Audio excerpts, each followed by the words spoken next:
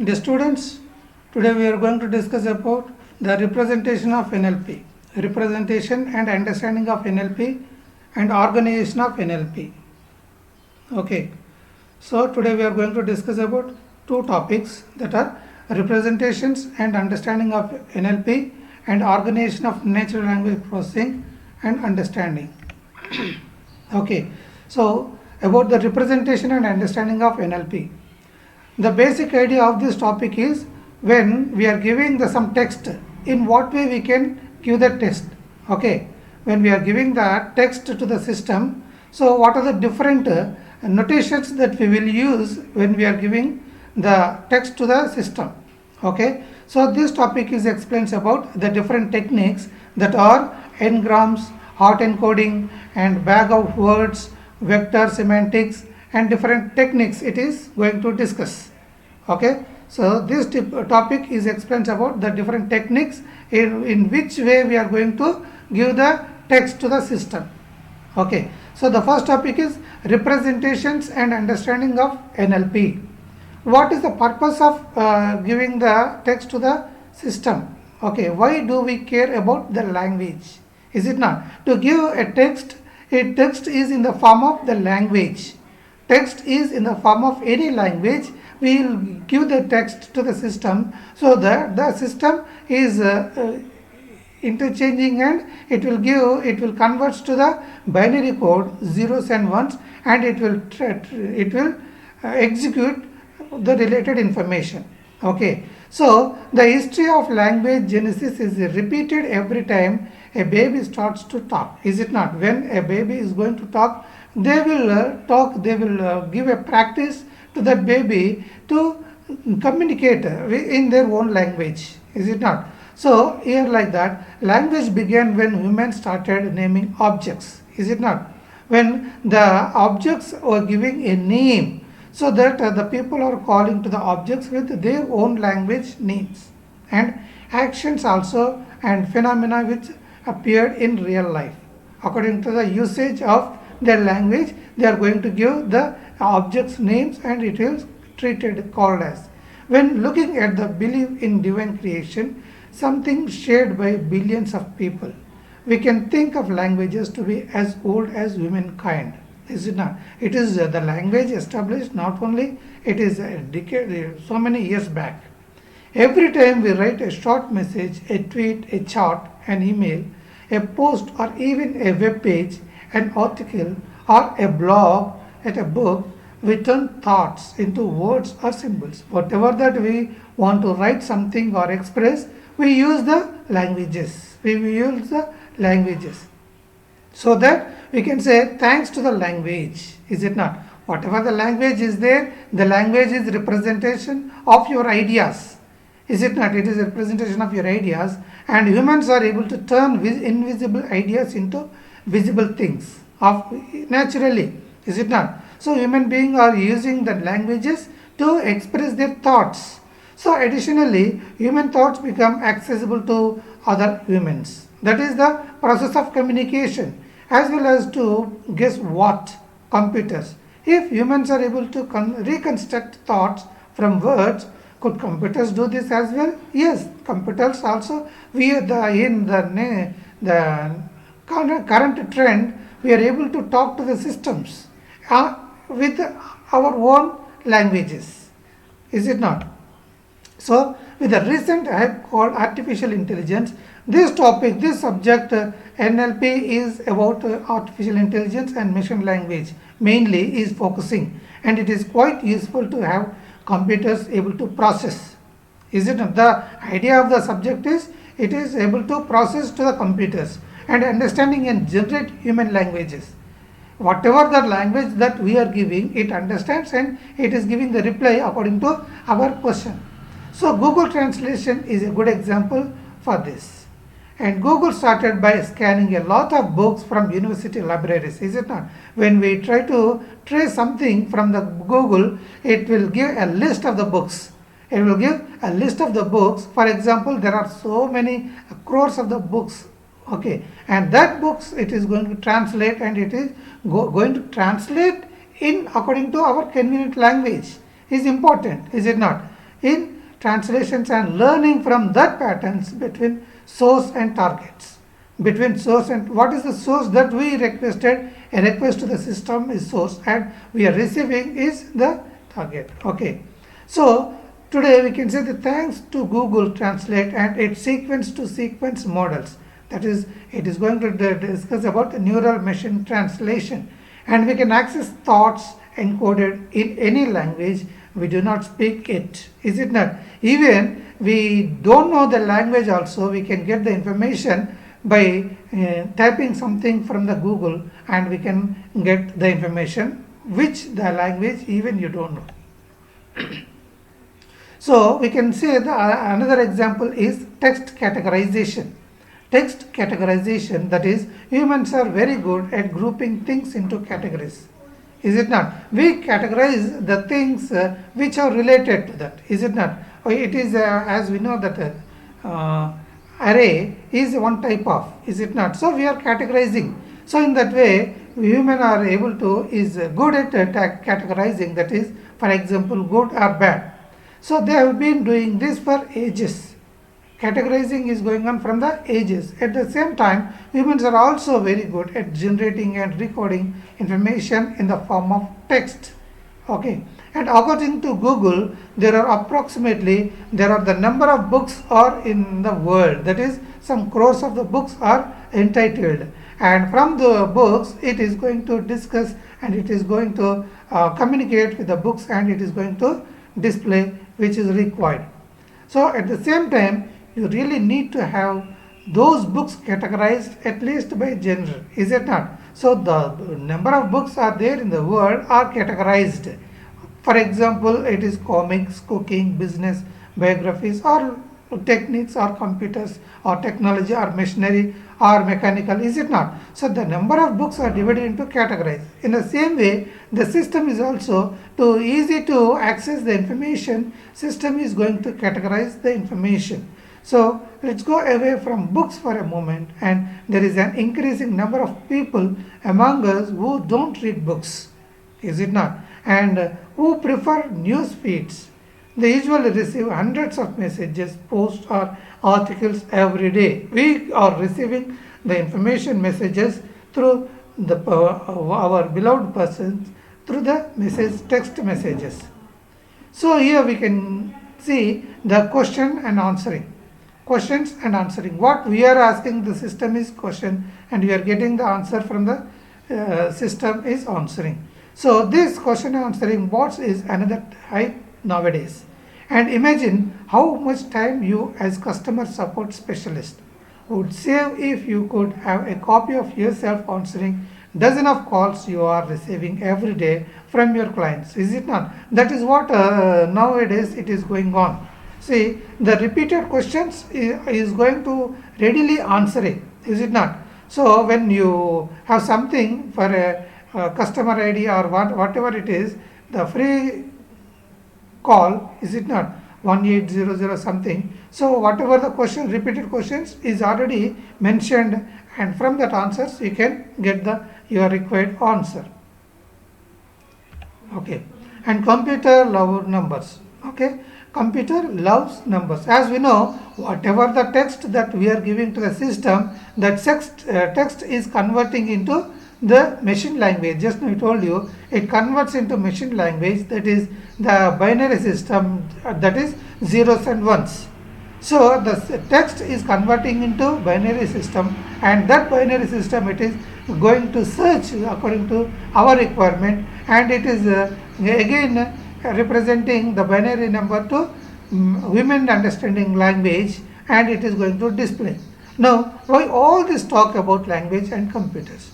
You type text in your favorite word processor or email software every day. So why should it be difficult for a computer to understand your text? Language is ambiguous at all levels, is it not? So language is lexical, phrasal, semantic. Language assumes that the listener is aware of the world, the context, and the communication techniques. So that is what the representation of the information is going to discuss with different techniques, as I told you. If you type mouse information to a search engine, you are looking for a pet or a tool, is it not? And representation of text is very important for performance of many real world applications. That is important, very important aspect is to give whatever the information is required in a manner, that is in such a manner if you give related, so that the related information you will get. Now, how do we turn language into something computer algorithms enjoy? So, at the base processes in computers perform simple arithmetic such as adding and multiplying numbers. Is it not? Computer actually is working about the adding and multiplying the numbers. So that the reason why computers love numbers. And who knows, anyway, this problem is solved nicely for images also. Okay, and for example, the area marked with a circle on the picture below is represented by three matrices of numbers. You see, the just now the next diagram is there. See, this diagram we can store is in the system is categorized with the three numbers, three types of numbers. See here, that is 240, 241 and 241, 207. This the image if we want to store in the system is stored in three different manners. Okay, so like that. The process of transformation text into numeric stuff is similar to what we did with the image above. Is usually performed by building a language model. So these models typically assign probabilities, frequencies, or some obscure numbers to words or sequences of words or groups of words, section of documents or whole documents. The most common techniques are used to store any image or any text, that is one hot encoding or n-grams or bag of words or vector semantics and distributional semantics, that is global vectors. So these are the techniques that we are going to discuss in this topic. The topic we are discussing is representing the text which we can use in the searching engine. Okay, so the techniques here are that are one hot encoding and n-grams, bag of words, vector semantics and distributional semantics. These techniques we are going to discuss now. What is one hot encoding model? One hot encoding model is a type of document as a vocabulary with 1000 words. It's a type of document of 1000 vocabulary words. We can represent the words with one hot vectors. We can represent the words with one hot vectors. That is, in other words, we can say we have 1000 dimensional representation vectors. So just now we have seen that it is to store the image is having three different categories. In the same way, so a technique is using about a information is related with 1000 words representation.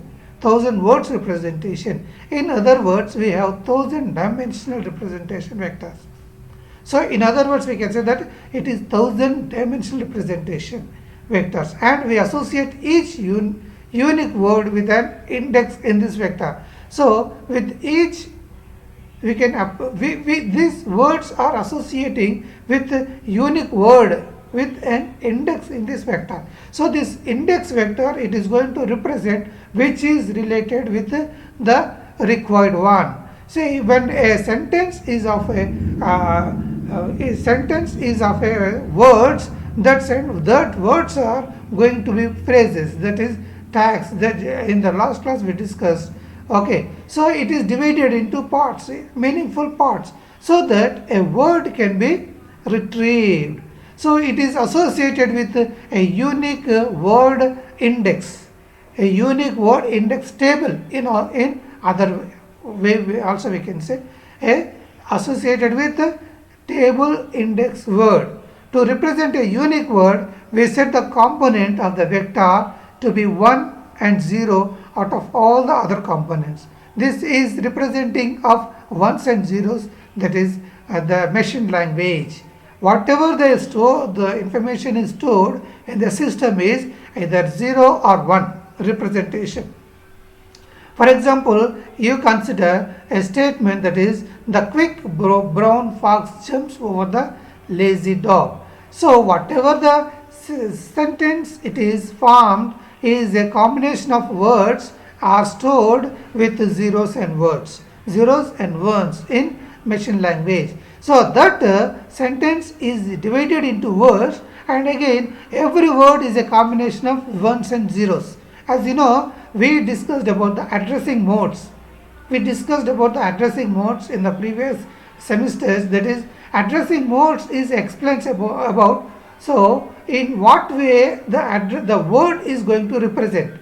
In what way the word is going to represent. The word is going to represent in terms of its usage, in terms of its usage, its nature. It is a relation between the words. Okay, so this presentation is rather arbitrary and it misses the relationships between words and does not convey information about their surrounding context. And this method becomes extremely ineffective for large vocabularies, is it not? So this technique is limited for a limited words for phrases. So for a lengthy vocabulary, this technique may not be useful. Okay, and N-grams language model. The next technique's representation of words is N-grams language model. So we start looking at the most basic N-gram model, that is, let's consider our most favorite sentences from our childhood. Please eat your food. Our parents can say that is, please eat your food. So a 2 gram, that is, or biogram is a 2-word sequence of words like please eat your food. Okay, so this is there. So it is a combination of 2 words. N grams is going to more than 1 word, that is 2 gram, 3 gram, 4 gram, n grams. Okay, so this is a technique is using the sentence is going to divide into 2 grams, 2 grams, 2 grams. Okay, so here it is 2 grams, that is it is the 2 words or is sequence, that is please is eat one sequence and eat your food is one sequence and your food is one sequence. It is dividing into 2 words sequence, and 3 gram is about 3 words or sequence. 3 words or sequence. Okay, that is also called as trigram. Trigram is also is about 3 words and it is like of n-gram. The most technique is used of n-gram language models estimate the probability of the last word given the previous words. N-gram is nothing but the more number of words can be sequenced and can be traced. Okay, so for example, given the sequence of words, please eat your food, the likelihood of the next word is I of a 4 than for spoon. In the latter case, our mom will be less happy with if you simplify and if you are able to understand. The best way to compute such likelihood for any pair, triple, quadruple or words is to use a large body of text. So the image below shows few probabilities obtained from a relatively small body of text containing questions and answers. Okay. See, for example, I want to eat is in food lunch spent. Okay, this is a sequence of statement and this is going to divide into number of words and it is going to store with zeros and ones. See, I want to eat Chinese food lunch spent. Okay, so is divided into the bits and every word is having a different sequence of zeros and ones. It is the way of representation. And Google actually provides a larger set of probabilities for 1 grams, 2 grams, 3 grams to n grams. Okay, so they calculated them on sources printed below 1500 to 2008 sources. So the Google Ngram viewers allows you to download and use this large collection of Ngrams for the purpose of spell checking, auto completing and language identification text generation and speech recognition. So Ngram is using for the basis of spell checking, auto completing, language, the way what we are going to usage nowadays. The longer the context on which we train on Ngram model, the more coherent the sentences we can generate. So the image below shows three sentences randomly generated from 1 gram, 2 gram, 3 gram. Models computed from 40 million words of the Wall Street Journal. Okay, this is an example of using 1 gram, 2 gram, 3 gram. Once this is a one sequence is divided into words and it is usage of 1 gram, 2 gram, 3 gram. Okay. Bag of words language model. This is the next technique is using bag of words language model. So a word is a combination of a cluster here. Bag of words is nothing but it is a combination of a word, a cluster. What is a cluster? Cluster is a related information stored in a one place. Is nothing but a bag of words. When we are interested in categorizing text, classifying it based on sentiment or verifying whether it is a spam. We often do not want to look at the sequential pattern of words as suggested by Ngram language models. So rather we could represent the text as a bag of words. Text is as a bag of words as if it were an unordered set of words. It is unordered set of words which are related while ignoring their original position in the text, keeping only their frequency. Okay, this is the example of on bag. So let's illustrate the bag of words representation of text in a simple sentiment analysis. Okay.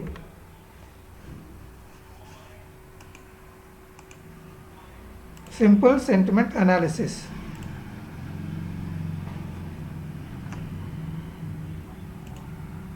Okay, so it is analysis with example of two classes, that is positive and negative. What is meant by positive and negative? The words are coming into the cluster and going from the cluster is positive and negative below. So, and we have 5 sentences called documents with their known categories as well as one sentence with unknown category. The purpose is to classify the last sentence as either positive or negative.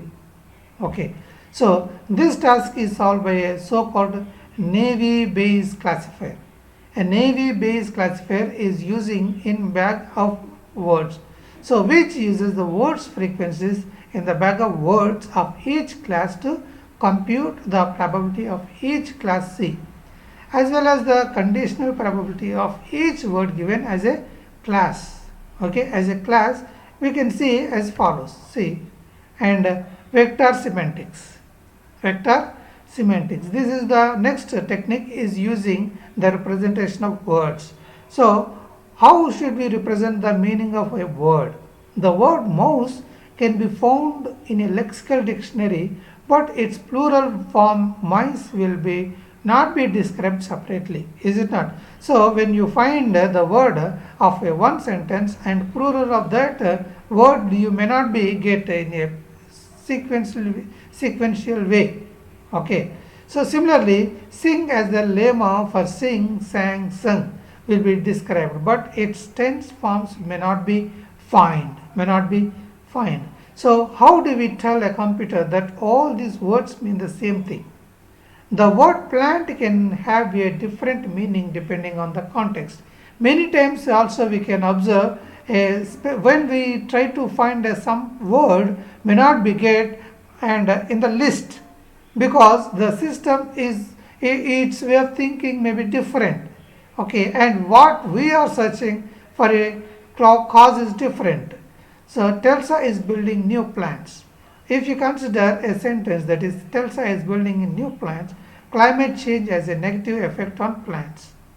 Like that, vector semantics is currently the best approach to building a computational model that successfully deals with the different aspects. The basic idea of searching representing of word here in vector semantics is it is a form of a vector. Okay, it is a form of a vector. The words are formed and From that vectors, it is going to picking related information. So vector semantics is currently the best approach to building a computational model that successfully deals with the different aspects of word meaning, including senses and hyponym and hyperonym, antonym, synonyms, as it is related information about the synonyms, antonyms, and senses, present, past tense, and future tense. And it is also based on the lexical fields and lexical frames and annotations, connotations. Okay, so here we consider the example, that is Telsa is building new plants, is if we could count words in the context of the word plant in a many other sentences written by humans, we will tend to see words like build, machine, worker, and even Tesla. It is a related word web. Okay, the fact that these words and other similar context words also occur around the word factory. It is related around the world like factory, and in this case we will not tend to attach the meaning vegetable to the word plant. Okay, so like that Tesla is building a new plant. We will rather think that Tesla is building a new factories. Okay, this is one type of a vector. It is a one type of vector is forming of a related information. Therefore, we can define a word by counting what other words occur in its environment. And we can represent the word by a vector, a list of numbers, a point in n-dimensional space. Okay, and such a representation is usually called embedding. This representation is called embedding. We know embedded systems that it is embedded is nothing but it is framing one by one. Embedded is nothing but framing one by one is noted as a vectors, and computer can use this cheating trick to understand the meaning of words in its context. Okay, and the next technique is about word document representation. It is about word document representation. So the title is explaining about it is a combination of words is as a document representation. Is as a document representation. So in order to have a better grasp of vector semantics, let's assume that we have a set of texts. We have a set of text, that is documents, and we want to find documents which are similar to each other.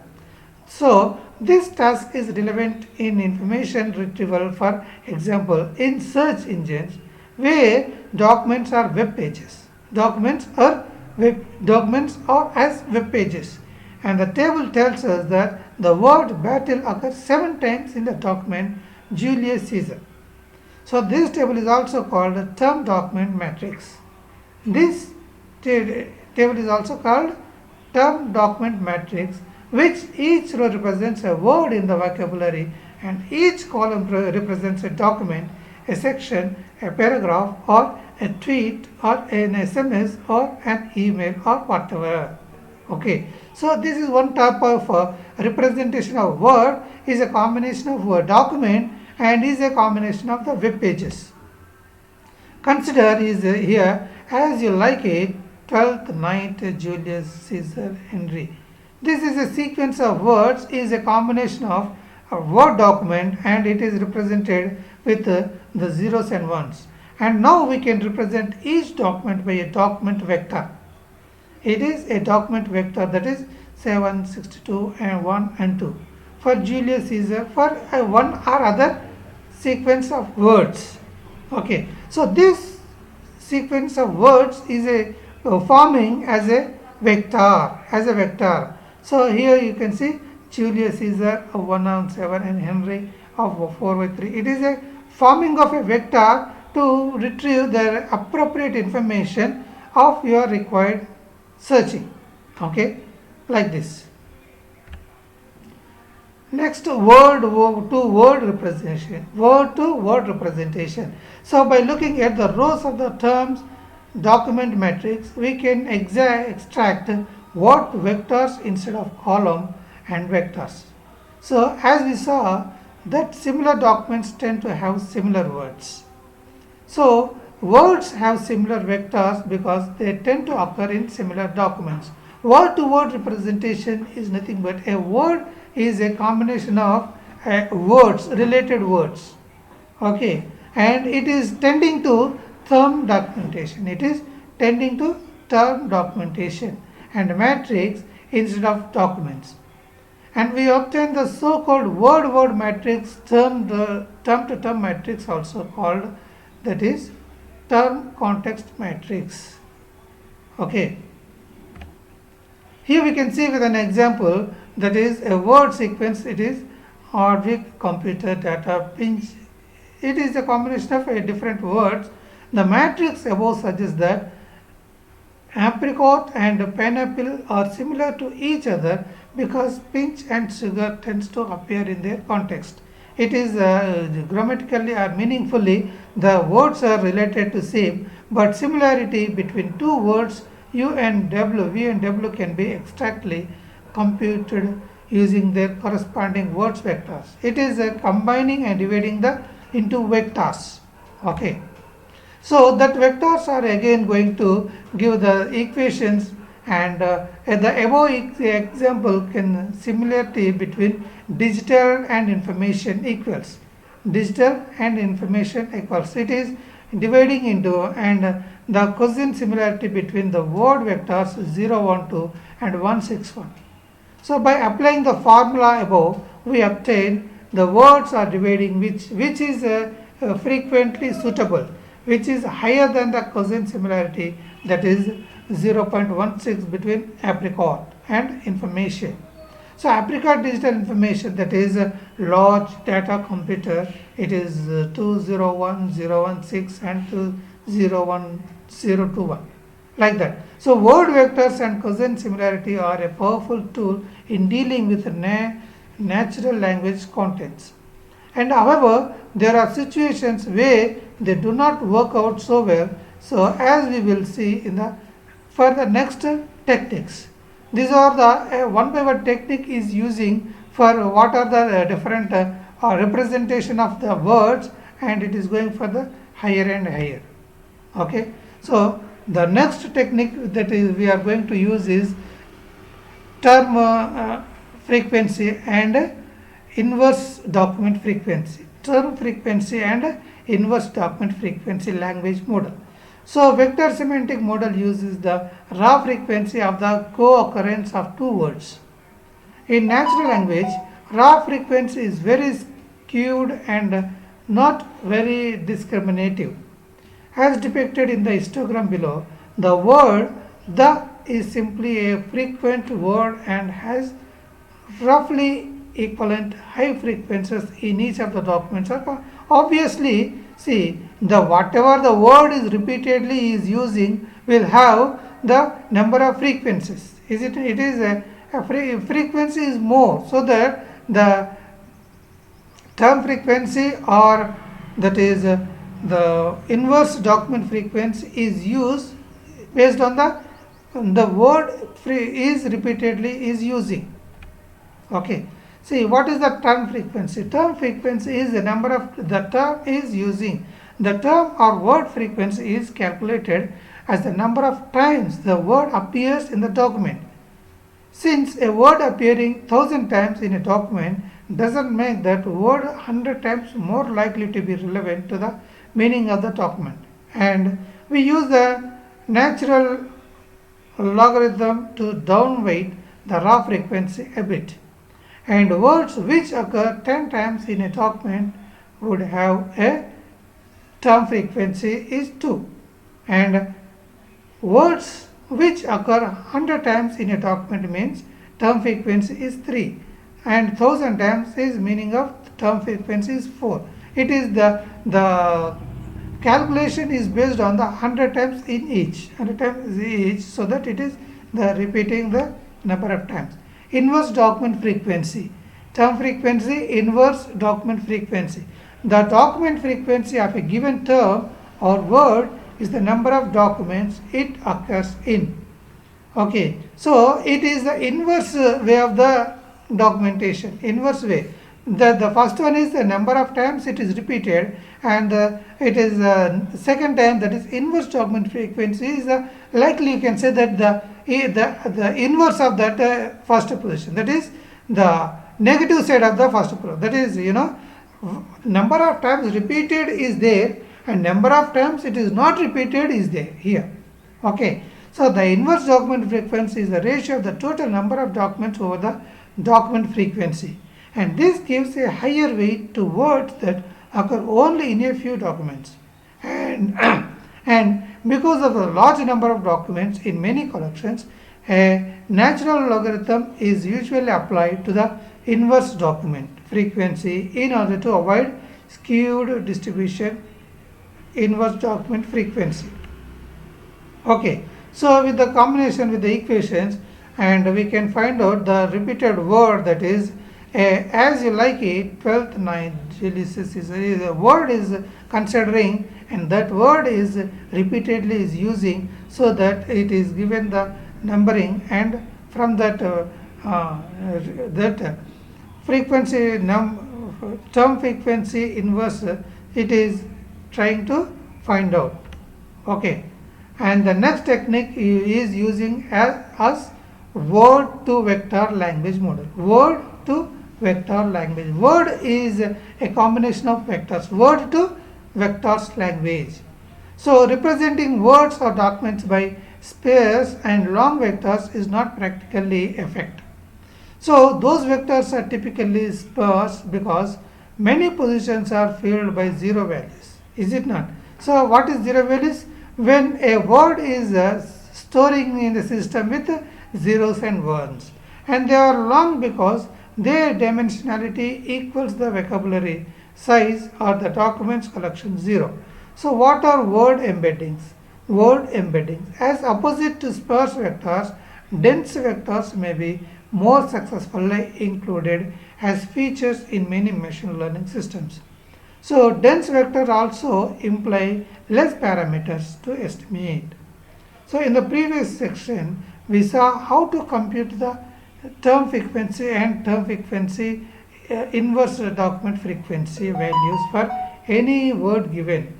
And if instead of counting how often each word W occurs in the context of another word V, we instead train a classifier on a binary prediction task, that is word W likely to show up near V?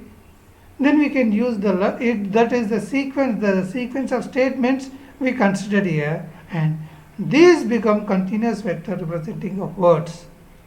And if we want to calculate some semantic similarity between words, we can do it by looking at the angle between two embeddings, that is their cosine similarity, as we saw previously. Okay, the next technique is global vector language model. Global vector language model. So below we will illustrate how this global vector language model technique is going to use. For example, as we explained in the previous section, these real valued word vectors have proven to be useful for all sorts of natural language processing tasks. Whenever you are trying to search an information, that information is taken from the way of how the information is stored, like this table, is it not? The is for this, and repeatedly it is using with the number of times it occurred. Okay, and organization of natural language understanding systems, linguistics. Okay, so this is what about how the representation of words are going to organize, and this topic is also explaining about what is the terms and conditions of NLP, that is the natural language processing, and it is about the internal parts of the natural language processing. See, natural language processing is a combination of this is computer science, artificial intelligence, machine learning, human language system. Okay, it is a combination of computer science, artificial intelligence, machine language, and human language. And this is about the history of NLP. It is started from 1940 to 1960. Is about machine translation. And the natural languages processing started in the year of 1940, and 1948 to 1950 it is going to first recognizable. It is the first generation, we can say, first generation we can say, and we can say that 50s is the second generation. Okay, and 60 to 80 flowered with artificial intelligence. Artificial intelligence is highly demanded, highly recommended in 1960 to 80, and the year 60-80 the key developments developed. From the 1960 to 80 the key developments are developed. And augmented transition networks. Augmented transition networks are introduced and is a finite state machine that is capable of recognizing regular languages. Okay, and here also it is implemented as case grammar. As we know, it is the system is also is giving grammatical mistakes, highlighting, and it itself is going to give the best suitable information. So in the year 1960 to 80, key systems were that is the NLP systems were based on the complex sets of hard written rules. So after 1980, what the programs we are developing, the technology we are developing, it is a sophisticated developments. Is it not? It is a sophisticated developments that is introduced machine learning algorithms for language. See, for an end user it is easy, but internally it is complicated. Getting my point? But to see it is very easy, but outwards it is very easy. Internally it is very complicated. That is the meaning. And in the beginning of the year 1990, NLP started growing faster and achieved good process accuracy. Why? Because the manpower is using, they want to use the end user, they want to use the systems in a sophisticated manner. They don't want many applications about the system. They don't want any technology of the languages, but they want to use the system. Though they don't want to know the internal things, but they want to use the system.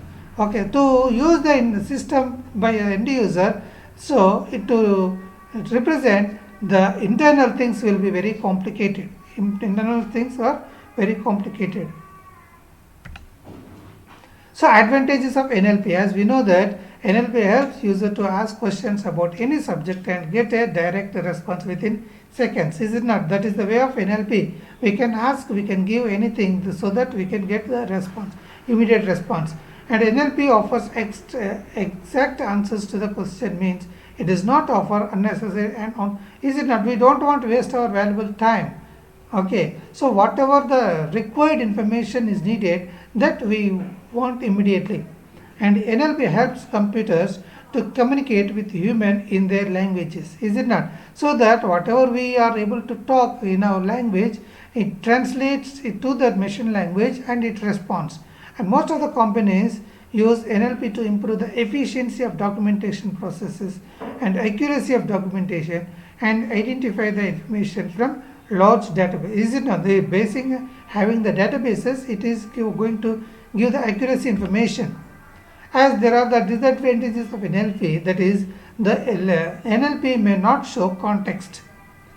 NLP will give the required information, but it may not show the context. And NLP is unpredictable.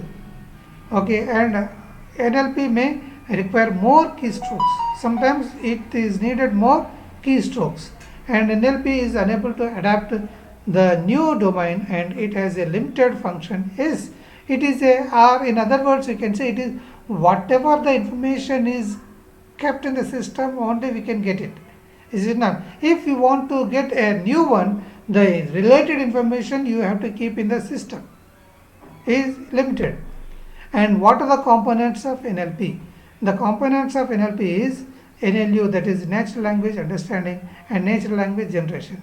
So compared to natural language understanding, natural language generation, so natural language understanding is more complicated than natural language generation. Okay, so in natural language understanding is the machine to understand the analysis human language by extracting the metadata from content such as concepts, entities, keywords, emotion, relations, and semantics. Metadata is a data about related with the concepts and entities. Okay, and NLU mainly used in business applications to understand the customer's problem in both spoken and written language. It is the purpose of to for the customer so that to give the understand information about the business. And NLU involves the following tasks. It is input and into useful representation and analyze different aspects of the language.